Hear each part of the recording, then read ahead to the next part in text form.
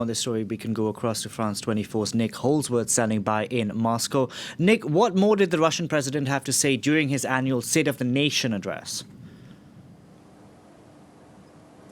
Well, he made a reference to changing the way in which Russian presidents serve. You may remember that Vladimir Putin himself has been in office now since the year 2000, with only one term out of office when he stood down to be prime minister, while the seat was kept warm for him by Dmitry Medvedev, the current prime minister. President Putin said he supported the idea of presidents serving only 2 successive terms, meaning that they could serve 2 terms in a row and then one more set of 2 terms. So basically a shorter period than he's managed to stay in power. This could signal that he intends to step down at the end of his current term when it ends in 2024, by which time he will have been effectively running Russia for nearly a quarter of a century and will himself be approaching 72 years of age. He won't say this precisely, he won't put it in exact terms because that would just spark a succession battle within the Kremlin. But he is definitely indicating that he intends to step back himself. Whether he would run for prime minister is a moot point. He may want a different, perhaps more ceremonial role. He is likely to continue to be in the public eye in one way or the other. So what does this all mean? What role can we expect to see from the state going forward?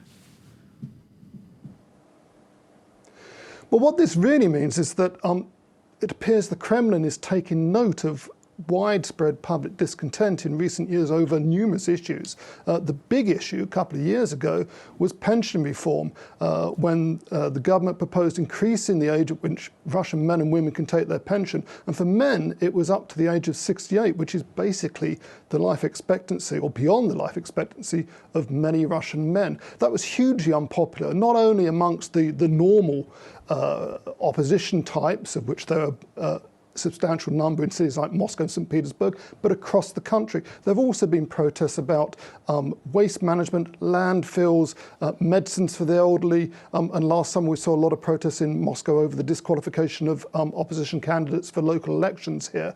At that time, last summer, many senior Russian officials and politicians started voicing doubts about the way the Kremlin was responding and suggesting that a hardline repressive response wasn't actually in their interest. So by shifting powers to the parliament, reducing the role of the presidency, and talking about being responsive to public opinion, Mr. Putin seems to be signalling that the Russian state needs to have a better dialogue with its citizens, although he was careful to say that the future presidency, although they wouldn't be able to choose, future presidents wouldn't be able to choose a prime minister, they would have the power to dismiss a prime minister and senior officials. But it does seem to be a softening in the line and preparing public opinion for continuing to support the regime which Vladimir Putin has successfully set up over the course of the last quarter of a century.